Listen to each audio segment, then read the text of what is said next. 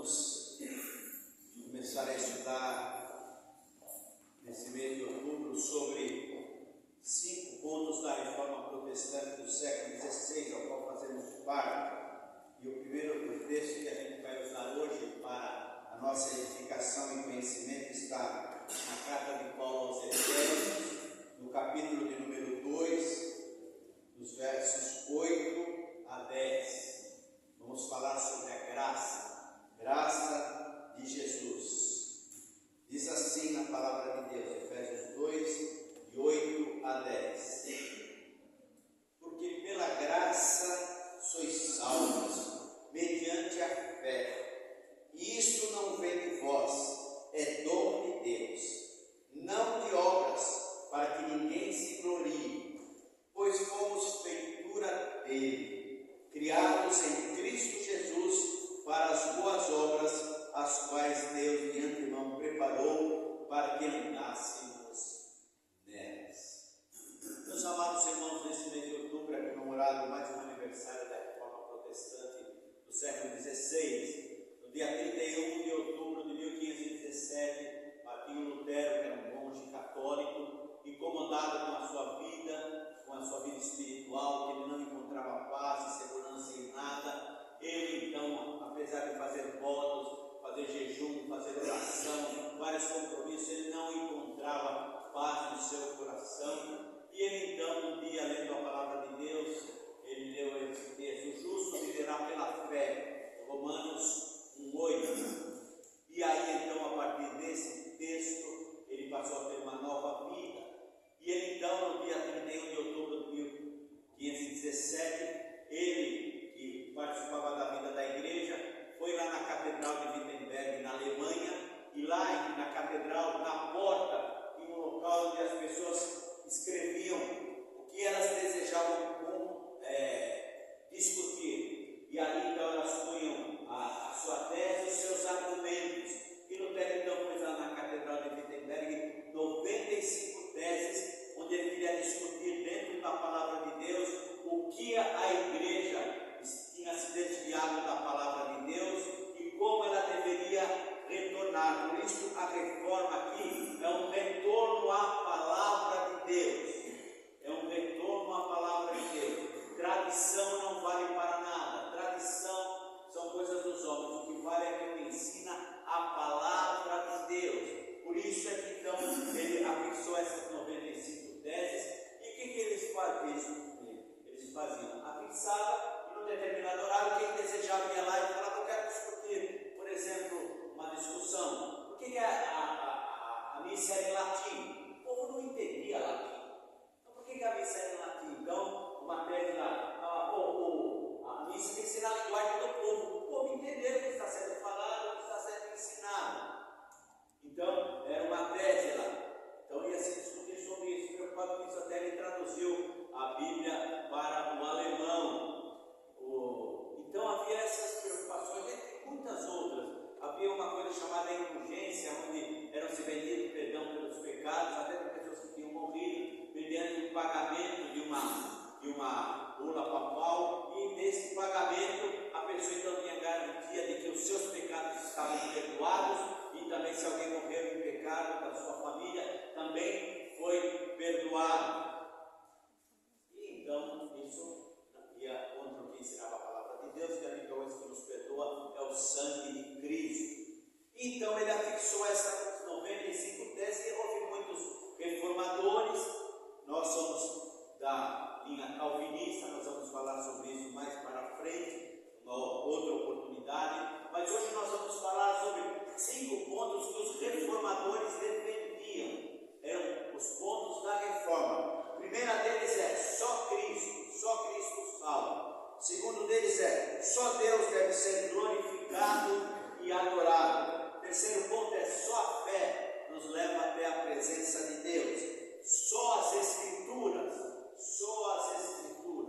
E por último, só a graça de Cristo. E hoje nós vamos começar por esse último ponto, somente pela graça. E no texto que nós lemos aqui, ele diz assim: pela graça sois salvos. O que é graça no sentido bíblico? Por exemplo, você pode prestar um concurso e passar. Então você foi merecedor de passar naquele concurso. E com isso você recebeu um prêmio, um trabalho, conquistou algo pelo seu esforço. E você então, com isso, pode dizer: eu me esforcei e eu consegui. Eu lembro que eu assisti um filme uma vez em que havia um julgamento de um militar e um discutiu com o outro, né? E quando ao julgamento, o advogado, apesar de ser de menor patente, que era testemunha, tem que estar debaixo do que ele perguntava, debaixo do que o advogado perguntava. E eu lembro que era um coronel e o advogado era o tenente. E ele fez perguntas e, num determinado momento, o coronel disse: você me respeite. Aí ele pede para que o juiz, que era um outro coronel, falasse assim, que chamasse a ordem a testemunha, que ela estava ali, né? Estava ali para responder. Aí ele quis responder assim: eu, para chegar a coronel, conquistei. E o juiz respondeu: eu também, para chegar a coronel, conquistei. Então, são conquistas que as pessoas têm. E no exército é assim: você entra faz um curso militar, vai lá nos cadetes, quando você é do exército, você vai primeiro cabo, depois sargento, até subtenente. Você quer ser um oficial maior, você faz as forças armadas lá, sai como primeiro tenente, faz todo o curso lá, e você vai até general, se assim for permitido. Então, esta graça é diferente, esta bênção, algo que nós recebemos é diferente. É uma graça que nós falamos assim, é algo que eu não merecia, mas Deus, pela sua graça, pela sua maravilhosa graça, Ele me amou quando eu não tinha nada para lhe oferecer, quando eu não tinha nada que me satisfizesse. Esse Deus me amou e me trouxe para a companhia dele, trouxe-me para perto dele pela sua graça. O homem não consegue de forma nenhuma se aproximar de Deus pelos seus próprios méritos, pelos seus próprios feitos. O que ele consegue é se aproximar de Deus somente pelo feito de Jesus Cristo lá na cruz do Calvário. O homem não sofreu na cruz, quem sofreu foi Jesus. Então Jesus tomou sobre si os nossos pecados. Eu não fui sacrificado, quem sacrificou foi Jesus. Ele tomou sobre si os meus pecados, e eu sou pela fé então salvo, resgatado do poder das trevas, pela graça imerecida. Eu não merecia, mas o Senhor me amou. E o texto fala sobre isso, algo que nós recebemos de forma imerecida. Se nós olharmos lá para Romanos 5,8, diz que Deus prova o seu próprio amor para conosco, pelo fato de Cristo ter morrido por nós, sendo nós ainda pecadores. Então, nós não tínhamos nada para fazer ou nada para oferecer, e Ele tomou sobre si os nossos pecados. Homem de dores e sabe o que é padecer. Incontável entre os malfeitores, como diz Isaías, lá no capítulo 53, como aconteceu quando falamos sobre a crucificação de Jesus, que ele foi crucificado entre dois ladrões. Então nós podemos ver o seguinte, que a graça é algo que eu não mereço, mas Deus me amou e falou: eu vou te dar isso para você. Então graça é algo que nós recebemos, ou a salvação, de forma imerecida.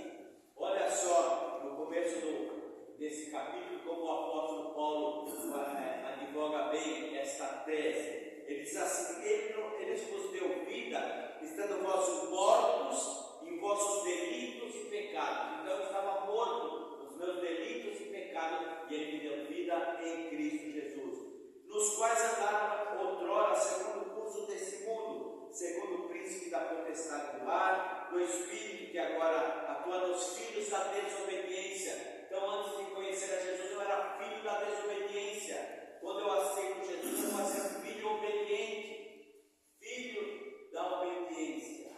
Por isso é que a conversão e a mudança de vida, a transformação, quando nós aceitamos Jesus, há uma mudança antes e depois de Cristo entrar na minha vida e ser meu Senhor e Salvador. Sem novo nascimento, sem transformação, como é que pode nós dizermos que tivemos tivemos uma experiência com Jesus. Como é que nós olhamos isso? Vai lá para Gálatas 20 e diz qual é o fruto da carne, qual é o fruto do Espírito. Lá você vai ver o que nós fazíamos antes e o que nós não devemos mais fazer e o que nós devemos fazer depois. Experiência com Deus, depois desta graça. E ele diz assim: entre os quais também nós andávamos outrora. Ele falou que andava em pecado. Lembra? Ele fala assim: eu era judeu, e eu era judeu fervoroso, que Paulo era judeu. Ele queria fazer o que ensinava. Ele foi lá para o sacerdote e falou: me dê carta aqui para eu prender esses cristãos, vou colocá-los na cadeia. Quando Estevão estava sendo apedrejado, ele olhou e ele assistiu. Ele se considerava um judeu fervoroso, um religioso. Ele fala assim como eu, todos nós que não conhecíamos a Jesus, andávamos. Eu não conhecia Jesus. Então, segundo as inclinações da nossa carne, fazendo a vontade da carne, dos pensamentos, éramos por natureza filhos da ira, como os demais, filhos da ira. A ira de Deus é que todos pecarem e destituídos estão da glória de Deus. Filhos da ira. Deus olhou para a terra e falou: não há nenhum justo sequer, nenhum que faça o bem. Então Deus viu a nossa condição. E o que ele fez? Ele fala, olha aqui o que ele diz no versículo 4: mas Deus, sendo rico em misericórdia, lembra que nós já pregamos, se não fosse as misericórdias do Senhor, nós já teríamos sido consumidos. Mas Deus, sendo rico em misericórdia, por causa do seu grande amor com que nos amou, estando nós mortos em nossos delitos. Então, olha, ele está falando do que Deus é, do que nós somos, mortos em nossos delitos e pecados. Mas por causa do seu grande amor, ele nos deu vida juntamente com Cristo. Olha ele realçando, não a vida dele, mas em Cristo. E ele diz assim: pela graça sois salvos. E termina no versículo de número 5. Então nós podemos ver isso. Ele mostra, ele faz a tese defendendo que nós éramos o que Deus fez por nós. Por isso ele enfatizar assim no versículo 8: pela graça sois salvos. Eu e você somos salvos pela graça. Você e eu não merecemos nada a não ser a morte eterna. Nós só podemos ter a vida eterna graças a Jesus Cristo, essa morte na cruz do Calvário. Eu não fiz nada. Ele é que nos deu vida em Cristo Jesus. Deus nos deu vida em Cristo Jesus. Então ele fala: ele nos deu. Mas como é que eu sou uma pessoa que se apropria desta graça? Ele diz assim: mediante a fé. Eu preciso crer. Eu não vi Jesus morrer. Alguém viu Jesus morrer? Eu não vi. Não tenho nem como provar. Por isso ele diz: a fé vem pelo ouvir e ouvir a palavra de Deus. Pela fé eu creio que Jesus morreu na cruz e ressuscitou. Pela fé. Não é pelo que nós vemos, mas é pelo que nós ouvimos e cremos. Então nós cremos pela fé. E aqui fala assim que a salvação, ela vem pela fé.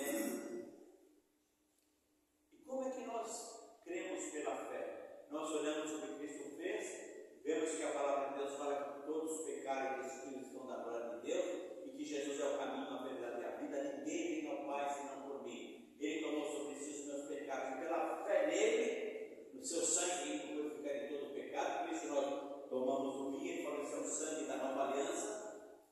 Quer dizer, na antiga aliança era um animal, uma ovelha que era colocada no altar. Agora é o sangue de Cristo. Por isso que João Batista disse: eis o Cordeiro de Deus que tira o pecado do mundo. Pela fé em Cristo e pela fé. E fé só é conquistada por comunhão com Deus. Por isso que lá, quando fala sobre a fé, fala: é necessário que aqueles que se aproximem de Deus creia que Ele existe e é abençoador dos que o buscam. Sem fé é impossível agradar a Deus. Então não tem como provar que Jesus ressuscitou. Eu posso crer pela fé na palavra de Deus. E diz aqui assim: sem esta fé eu não sou justificado. Romanos 5 diz: justificados mediante a fé temos paz com Deus por meio de nosso Senhor e Salvador Jesus Cristo. O homem não tem nada, é só ele tem que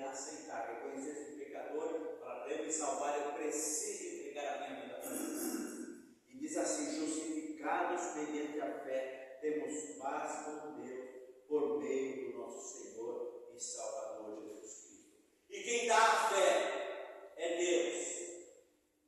Um homem estava pedindo para os discípulos: olha, levei meu filho endemoniado. Seus discípulos oraram por ele e ele não foi liberto. Aí aquele pai falou: Senhor, ajuda-me. E ele falou assim: essa casa precisa de muito jejum e oração. E aquele homem falou: ajuda-me na minha falta de fé. Muitas vezes nós não temos essa fé. E que o Senhor fala, nós falamos: ajuda. E fé é certeza de coisas que se esperam, mas não se veem. Pela fé cremos que o mundo foi criado pela palavra de Deus. Então, olha, você crê? Eu creio. Tem como provar? Não, é pela fé. Fé é fundamental. Sem fé é impossível agradar a Deus. E diz, ela não vem de nós, é dom de Deus. Se eu não tiver comunhão com Deus, cada vez mais eu vou colocar Deus contra a parede, vamos dizer assim. Por que Deus deixou isso acontecer? Por que não foi dessa maneira? Por que veio esses problemas na minha vida? Por que é isso? E aquilo outro, então? E quando eu creio no que Deus fez para mim pela cruz, nós entendemos como Paulo disse: eu orei para Deus tirar de mim um espinho na carne, mas ele falou: a minha graça te basta. Viva com o seu problema aí e continue firme. Quando ele foi entrar em Jerusalém, ele sabia que ele ia ser perseguido, preso. Ele fala assim: e o Espírito me revelou que eu vou entrar em Jerusalém, vou ser perseguido e vou ser preso. Mas eu, pela fé, eu vou. Eu não desanimo. Quando nós temos fé, nós estamos firmes. Por isso é que, quando fala assim a palavra de Deus, ainda que um exército se acampe contra mim, se o Senhor estiver comigo, eu nada temerei. Nós temos esta fé. Nós temos que ter esta fé. Quando nós temos esta fé, nós não andamos ansiosos. Não andeis ansiosos por coisa alguma. Nós buscamos em primeiro lugar o reino de Deus. As outras coisas são acrescentadas. A gente vai ver se cumprir na nossa vida o que fala o salmista: nunca viu o justo desamparado, nem a sua descendência a mendigar o pão. Porque nós conhecemos a graça de Jesus. E Deus fala no nosso coração, no meu coração. Sabe, meus irmãos, teve um homem que andou 3 anos com Jesus e não se converteu. Viu milagres, viu maravilhas, saiu para pregar, eram 12, vai de 2 em 2, quando Jesus mandou eles pregarem de 2 em 2, eles voltaram e falaram: Senhor, em teu nome expulsamos demônios, maravilhas, pessoas foram curadas e tal, e esse homem não se converteu. Sabe como era o nome dele? Judas. Olha que interessante. Quando a pessoa tem um coração puro, ela não se converte. Quando ela não tem um coração aberto a ouvir a voz de Deus, ela não se converte, mesmo estando lá com Jesus. Olha que interessante, nem Jesus mudou o coração de Judas. Sabe por quê? Porque o coração era mau. E quando nós temos um coração mau, Deus não vai forçar, não. Ele fala assim: filho meu, dá o teu coração. Porém, não vai mudar o meu coração se eu não der. Essa é a realidade. Por isso é que nós temos que pensar: como é que está a sua fé em Deus? Você tem buscado em primeiro lugar o reino de Deus? Essa graça nos basta. Meus irmãos, eu abro meu coração. Eu venho à igreja sempre, quero estar aqui na igreja com meus irmãos, porque eu sou abundante nessa graça.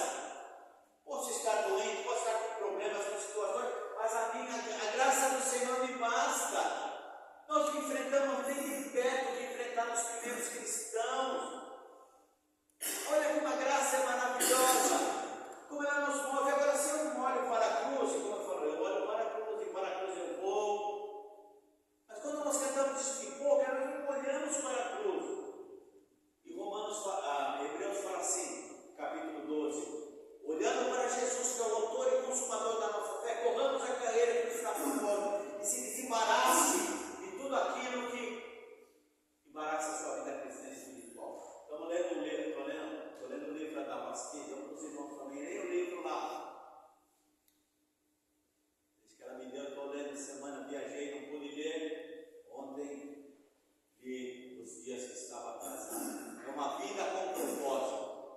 Jesus tinha uma vida com propósito: vir aqui e salvar, e pregar. Ele largou tudo que ele tinha, o melhor, tudo que ele tinha. Estava lá no céu, bem bom, certamente servido pelos anjos. Ô filho de Deus, estou aqui, o senhor está satisfeito com isso? quer isso, quer aquilo. O Senhor estava lá, mas diz assim: ele não usurpou ser igual a Deus, mas esvaziou-se a si mesmo, assumindo a forma humana e veio viver entre os homens. Meus amados irmãos, nós precisamos nos esvaziar.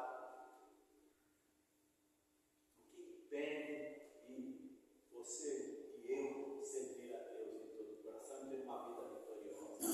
É esta fé, mas esta fé só vem se eu tiver íntima comunhão com Deus.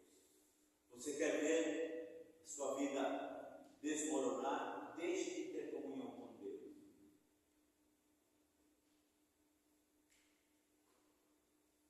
Qual é a sua preocupação agora, ao sair daqui? O candidato que ganhou, se é o seu ou não? Você é passageiro. Você é passageiro. Se é o meu time de futebol que ganhou ou não? Se amanhã eu vou ter um trabalho ou não? Por isso que a Bíblia fala: basta cada dia o seu próprio mal. Irmãos, descansem na graça. Descansem na graça.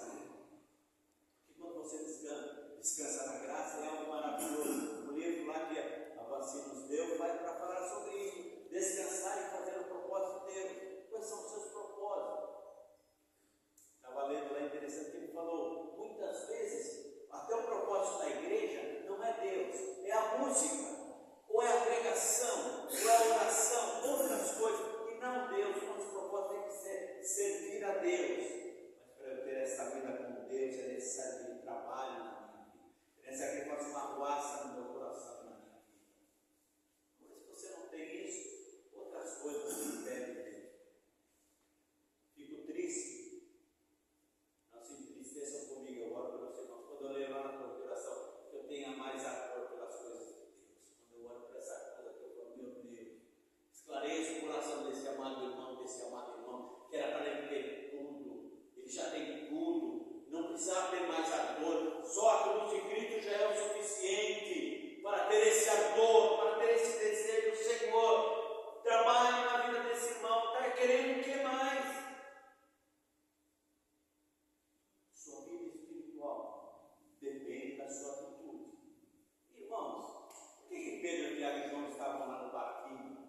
Por que eles estavam no monte da transfiguração? Por que eles estavam lá no Getsemane? Porque eles tinham mais intimidade com Jesus. Tinha 12. Tinha 2 lá que se preocupavam: quem é maior? Quem vai ser o maior no reino do céu? Quem vai ser o melhor no reino do céu? Deus falou: o que vocês estão discutindo? Outros lá chegaram e falaram: Senhor, quando é que o Senhor vai voltar? Vocês estão preocupados. O que eu falei para vocês? Vocês têm que ser pescadores de homens. Não desviem do foco, não desviem da cruz. Amados irmãos, é sério dizer que eu sou de Jesus, que eu não pertenço mais a mim mesmo.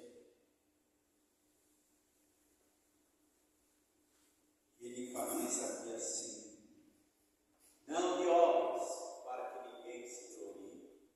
Tem pessoas que falam: não, eu dou dízimo, eu dou quanto bem. O homem lá dou dízimo, eu oro, eu jejuo, eu faço isso, aquilo. Diz Jesus: a oração daquele que passou do teto. Qual foi a oração que passou do teto daquele que se humilhou? Senhor, sou pecador, tem misericórdia de mim, ajuda-me, Senhor, preciso de ti. Jesus falou: aquele lá foi justificado.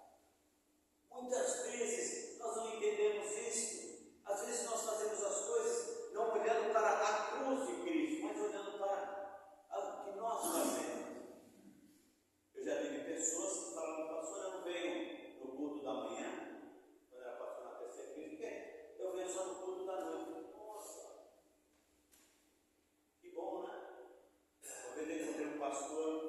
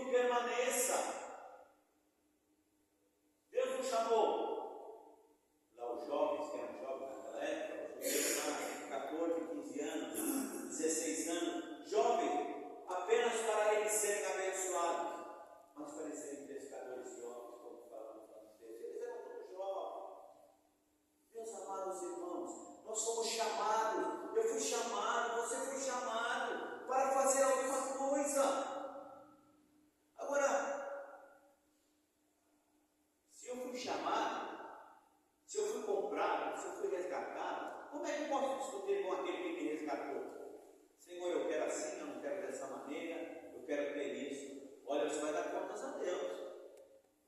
E Deus conhece o seu coração. Deus conhece o meu coração. Sinto falta dos irmãos na escola dominical, sou bem sincero. Onde você estava de manhã?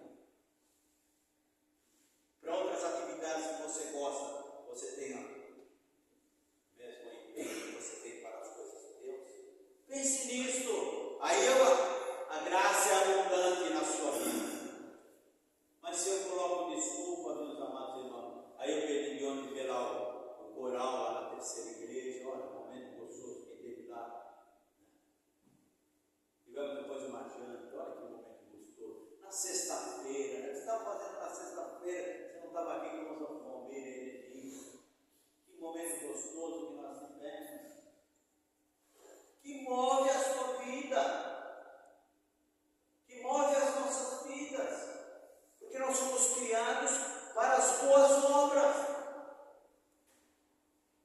Jesus falou assim: se o povo não falar, as pedras falarão. Muitas vezes nós vemos pessoas de fora que não conhecem da graça de Deus e falam das coisas de Deus.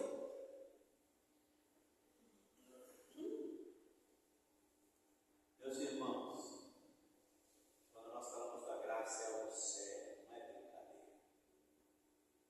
Quando eu falo do empenho de Jesus, quando eu vejo o empenho de Jesus, eu falo, nossa, eu venho para a igreja, venho para os trabalhos, e tudo que ele fez por mim, por mais que eu faça, eu não consigo chegar nem perto do que ele fez por mim. Não chego nem, como disse lá o João Batista, né? Não sou digno nem de desatar a sandália. Olha que maravilha. João Batista era um homem que tinha entendimento, falou que veio para anunciar o Messias. Sabe onde ele vivia? No deserto, com roupas de pele de camelo. Devia cheirar mal, né? Comia gafanhoto, devia cheirar mal. Milhões de pessoas seguiam ele. Ele podia dizer, eu sou o tal. Quando ele viu Jesus, ele falou, eis o Cordeiro de Deus que tira o pecado do mundo. Eu vim aqui para não ser o que iria salvar, mas aquele que iria anunciar o Salvador. Olha que maravilha, meus irmãos. Qual foi o fim dele? Degolado. Vai atrás dessa pregação, aceita Jesus, Deus vai tentar aí da fila tua. Vai atrás dessa pregação. Vai atrás dessa pregação que tudo vai tentar. Não se empenhe. A Bíblia fala em desenvolver a salvação. Depois que eu li esse texto, eu falei, mas o que é você desenvolver a salvação? Aí eu fui entender que se eu sou salvo verdadeiramente, eu coloco em primeiro lugar o reino de Deus. Preciso trabalhar? Preciso, mas não é fundamental na minha vida. Preciso amar a minha esposa? Preciso, mas não é fundamental. Meus filhos? Mas não é fundamental. Fundamental é amar em primeiro lugar, buscar o reino de Deus. Aí eu vou amar minha esposa, Deus promete dar o alimento, Deus promete abençoar o meu lar, a minha família. Entenda isso, meu amado irmão. Nós falamos lá na sexta-feira sobre o Salmo 128, o homem que teme ao Senhor, esse será abençoado. E eu falei aos homens que têm assumido o seu papel. Quantos homens não têm assumido o seu papel na casa? Quantas mulheres deixam de ser mulheres que edificam a sua casa, que abençoam a sua casa, que sustentam o seu marido com as suas orações, com o seu companheirismo? Quem ter um lar abençoado é isso. Olhe para a cruz, olhe o que Deus ensina, para as boas obras. Eu fui chamado para as boas obras. Eu não fui chamado para agradar as pessoas. Eu não fui chamado aqui para dizer, olha, faça o que você quiser, que está tudo certo. Aí eu não sou pastor. O pastor, ele quer o melhor para as suas ovelhas. E por ele querer o melhor, ele vai atrás, ouve coisas desagradáveis, ouve de uma pessoa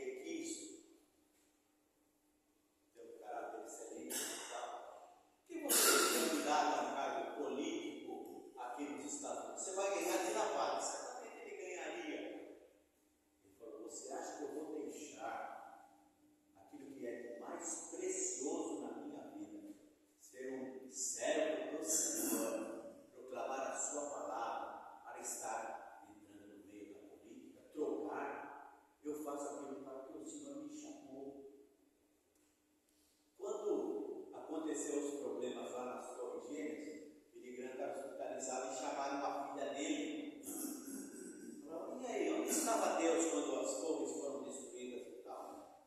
Aí ela falou assim, é verdade, né? Mas vocês perguntaram onde estava Deus quando vocês aprovaram o aborto?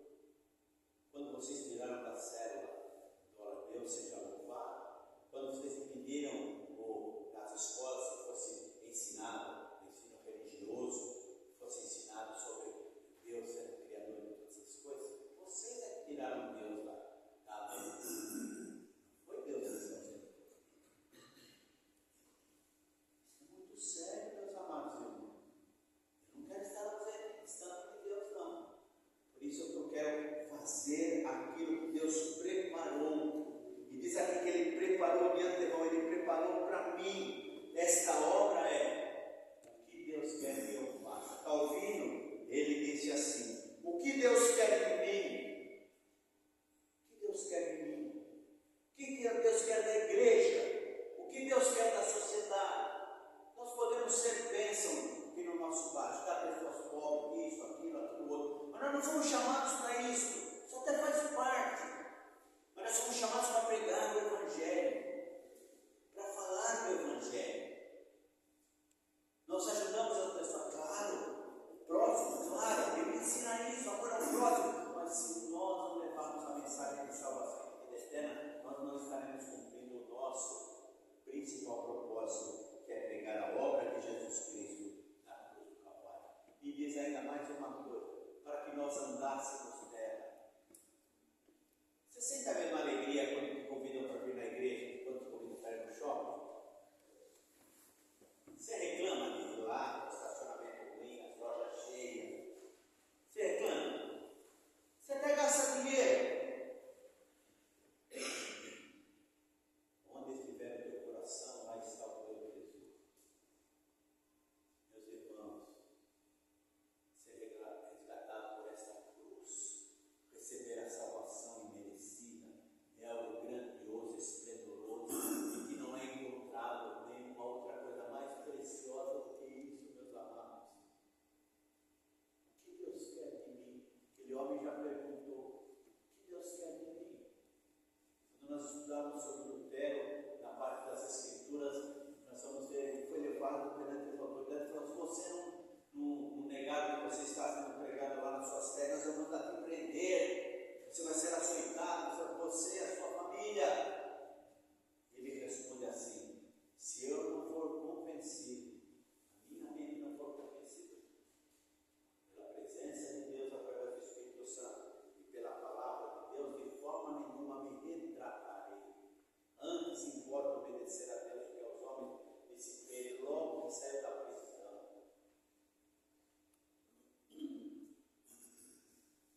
Irmãos, vou abrir meu coração aqui também. Me entristece não ver você na escola dominical. Não é porque eu queria ver você aqui, não. Porque eu queria ver você aprendendo na palavra. Você está deixando de aprender. E o que me entristece é isso. Eu estou deixando de aprender na palavra de Deus. Me entristece começar o culto e chegam depois das 18 horas. Duvido que você vá num show, numa peça de teatro, você chegue atrasado, você chega sempre mais cedo. Você programa, você fala: eu tenho que sair tal hora, você já se programa. Para a igreja, a gente deixa tudo para a última hora.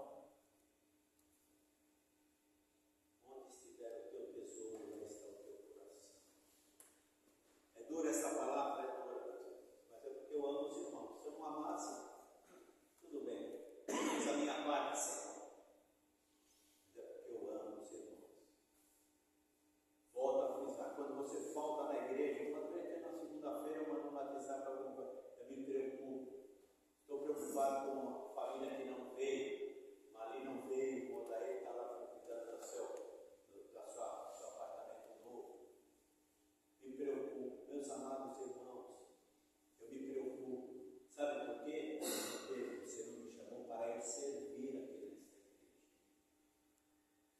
E eu gostaria que nós, ao servirmos nesta igreja, nós estivéssemos servindo e glorificando o nome do nosso Deus. Não fazer isso que é o pastor Gilberto, não. Senão, porque aquele que fez tudo por mim lá na cruz, eu vou acordar mais cedo para vir para a escola dominical, ou querer está aprendendo a palavra de Deus, assim como as outras atividades, assim como eu anseio esperar uma coisa que eu estou aguardando, um show, um jogo de futebol, uma coisa que eu estou lá e já estou me programando em tudo, assim como eu anseio essas coisas, eu vou ansiar mais na igreja.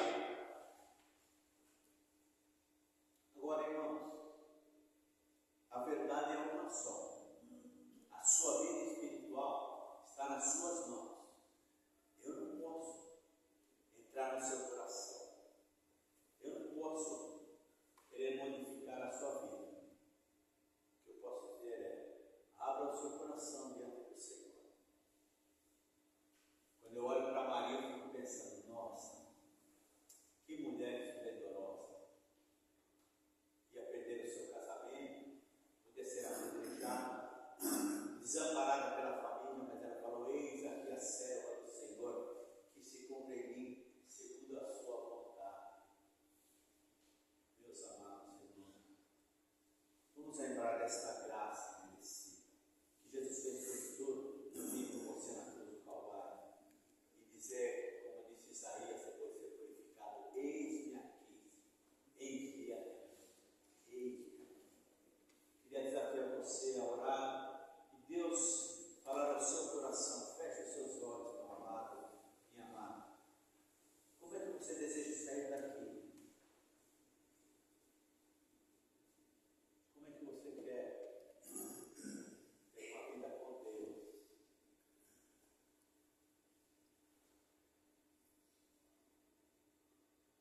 Somente Deus pode fazer algo na nossa vida. Só Ele. Motivações